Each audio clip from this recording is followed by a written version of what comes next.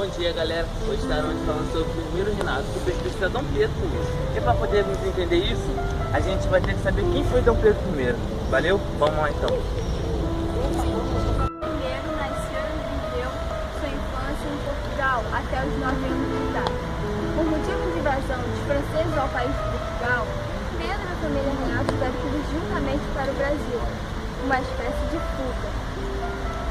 Chegando aqui, vieram residir no Palácio São Cristóvão, que hoje é o Museu Nacional da Quinta da Boa Vista, realizado e construído pelo rico comerciante português Elias Antônio Lopes. Pelo fator de pessoas que vieram para o Rio de Janeiro, não houve lugar onde a família real pudesse se instalar, sendo assim feito, Elias os concede o seu palácio. Pedro adorava brincar com os colonos durante sua infância. Gostava de passar seu tempo brincando fora do palácio, se aventurando. Foi educado por religiosos, gostava também de praticar esportes, tendo um especial prazer pela música, sendo compositor do hino nacional de Portugal e a independência do Brasil. Considerado uma amante insaciável, tendo a Marquesa de Santos como sua amante preferida. Mas isso não o impediu de casar-se com Maria Leopoldina, a arquiduquesa da Áustria. Maria Leopoldina, Dom Pedro teve ao todo de 7 filhos. Eles são Maria da Glória, Miguel, Dom Carlos, Francisco, Januária, Paula e Pedro de Alcântara. Já em seu segundo casamento, ele teve a princesa Maria Amélia. E Maria da Glória futuramente se tornaria rainha de Portugal. Casamento extraconjugal com Domitila de Castro. Eles tiveram 5 filhos. Um filho natimorto, Alcântara, morto antes de completar o ano, Isabel Maria e Maria Isabel II. Com a morte de Dona Maria, Dom João VI assumiu a coroa portuguesa em 1818. Consequentemente, o seu filho, Dom Pedro I, tornou-se príncipe herdeiro do trono por direito. Em 1822, Portugal estava devastado politicamente e socialmente devido à invasão napoleônica, o que fez com que já no Brasil, Dom João VI voltasse a Portugal e elaborasse a primeira Constituição portuguesa. Com a volta da família portuguesa a Portugal, Dom Pedro I tornou-se príncipe regente governando o Brasil. Com essas mudanças, o Brasil perdera o status de Reino Unido e passou ao sistema de metrópole. Nesse mesmo período, Dom João VI exigiu a volta de Dom Pedro I a Portugal. Mas um abaixo-assinado com 8.000 assinaturas foi enviado a Dom Pedro, que esse abaixo-assinado solicitava a permanência de Dom Pedro no Brasil. No dia 9 de janeiro de 1822, Dom Pedro declarou o Dia do Figo, que foi mais um rompimento com Portugal.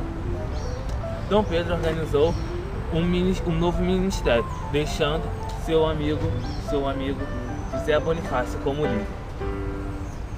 Em agosto de 1822, Dom Pedro teve que fazer uma viagem até São Paulo, deixando sua esposa Leopoldina como governante. Leopoldina recebeu notícias de que Portugal atacaria o Brasil.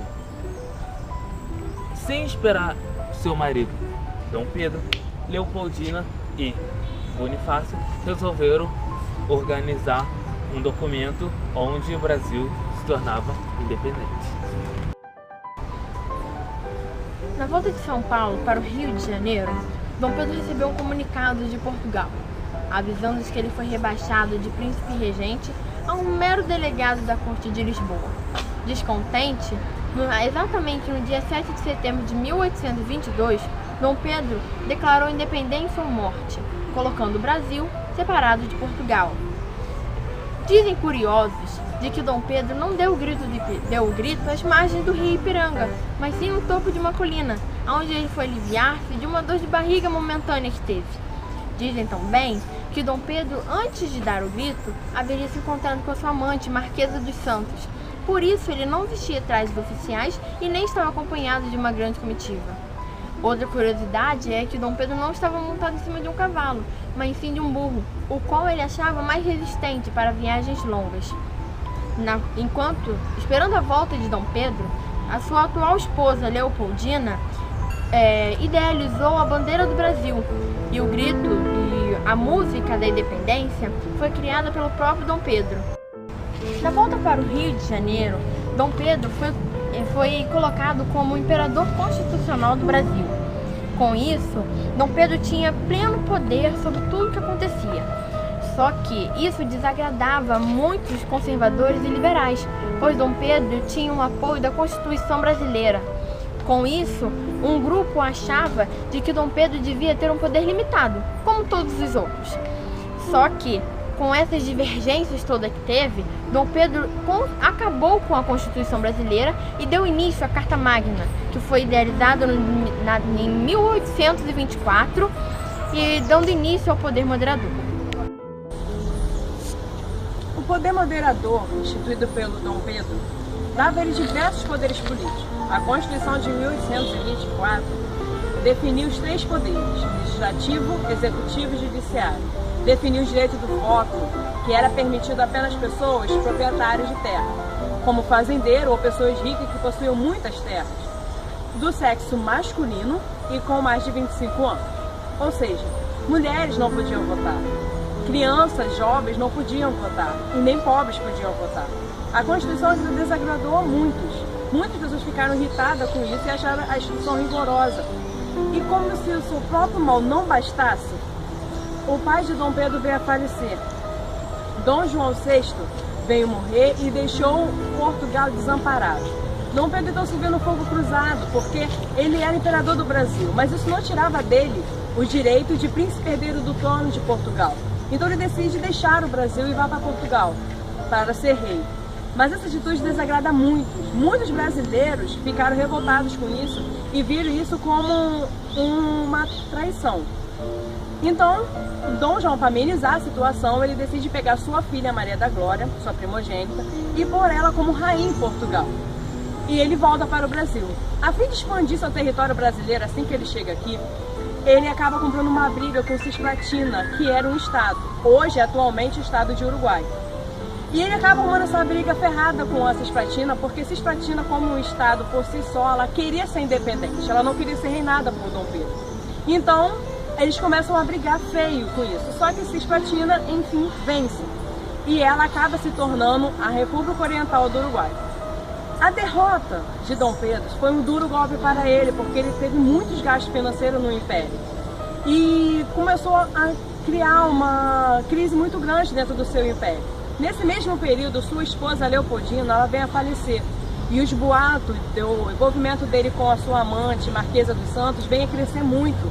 E acaba criando uma imagem ruim de Dom Pedro, mais do que ele tinha. Então ele decide casar-se pela segunda vez. Aos 31 anos, Dom Pedro casa-se com Amélia Leuchtenberg, para amenizar a fúria do povo. Mas isso não ajuda em nada. O povo já está revoltado com ele até por demais. Acusam de tirania e nem seus próprios ministros defendem como antes. Então, ele que já cansado do seu governo, foi muito desgastante, foi muito cansativo todo o seu governo, então ele decide abdicar o trono. Ele abre mão do seu trono em favor do seu filho, Dom Pedro II, de apenas 5 anos de idade. A história do Brasil, o seu primeiro reinado acaba aí, mas a de Dom Pedro ainda não. Como ainda me resta um pouquinho de tempo, eu vou falar para vocês o que acontece com o Dom Pedro. Dom Pedro ele volta para Portugal e ele é aclamado como um herói, ele é visto como o cara, porque ele deu uma Constituição para o Brasil, ele imperou sobre o Brasil. Então ele é visto como um herói, mas chegando lá ele conta um pequeno probleminha. O seu irmão Miguel quer pegar o trono da sua filha Maria da Glória. E ele começa a ter um pequeno conflito com o irmão, mas enfim ele acaba restituindo o trono da filha e a Maria da Glória continua sendo a rainha. Dom Pedro vem a falecer com 36 anos de idade, vítima de tuberculose. Ele foi enterrado em Portugal, onde a sua terra natal, mas os seus restos mortais foram tragos ao Brasil para a comemoração dos 150 anos da independência do Brasil. Bom, galera, a história de Dom Pedro acaba aí, seu reinado e sua vida e todas as suas obras. Mas a história do Brasil tem muito mais. Beijo, pessoal. Tchau.